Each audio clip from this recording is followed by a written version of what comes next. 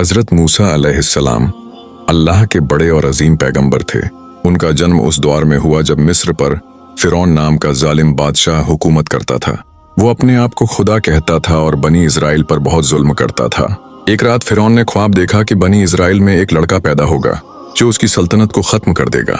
डर की हालत में उसने हुक्म दिया कि बनी इजराइल के हर नवजात लड़के को कत्ल कर दिया जाए। उसी वक्त हजरत मूसा का जन्म हुआ।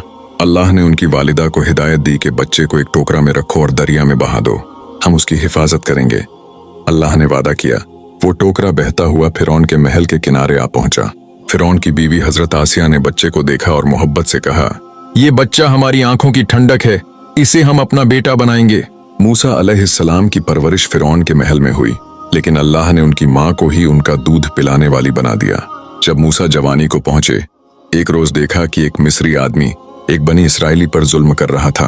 मूसा ने गुस्से में आकर उसे एक मुक्का मारा और वो मर गया। फिर डर की हालत में मूसा मिस्र से मदियन की तरफ निकल गए। मदियन में उन्हें 2 लड़कियां मिलीं जो पानी भर रही थीं। उन्होंने मदद की और फिर उनके वालिद हजरत शुएब अलैहिस्सलाम ने अपनी एक बेटी का निकाह मूसा से कर दिया। कई साल बाद वापसी के सफर में एक रात मूसा ने आग देखी। वो कोहे तूर था। वहीं पर अल्लाह ने उन्हें नबूवत दी और हुक्म दिया, फिरौन के पास जाओ और मेरी कौम को आजादी दिलाओ। मूसा ने अर्ज किया, मेरी जुबान साफ नहीं, मेरे साथ मेरे भाई हारून को भेज दीजिए। अल्लाह ने हजरत हारून को भी नबी बना दिया। दोनों भाई फिरौन के पास पहुंचे और पैगाम दिया, अल्लाह एक है, उसी की इबादत करो। फिरौन ने जादूगरों को बुलवाया। मूसा ने अपना असा लाठी जमीन पर डाला जो बड़ा अजदहा बन गया और सब जादू को निकल गया। जादूगर सजदे में गिर पड़े और बोले, हम मूसा और हारून के रब पर ईमान लाए। फिरौन को गुस्सा आया और उसने जादूगरों को कत्ल करवा दिया। फिर अल्लाह ने फिरौन और उसकी कौम पर कई अजाब नाजिल किए, खून जुएं, मेंढक, टिड्डियां और पानी का खून बन जाना, लेकिन फिर भी वो न माने। अल्लाह ने मूसा को हुक्म दिया, अपनी कौम को लेकर निकल जाओ। मूसा अपनी कौम के साथ मिस्र से निकले। फिरौन ने पीछा किया। जब सामने दरिया और पीछे दुश्मन था, अल्लाह ने फरमाया, अपना असा दरिया पर मारो। दरिया 2 हिस्सों में बंट गया। मूसा और बनी इजराइल पार हो गए। फिरौन और उसकी फौज डूब गई। बाद में मूसा तूर पर्वत पर गए और 40 रातें वहां गुजारी।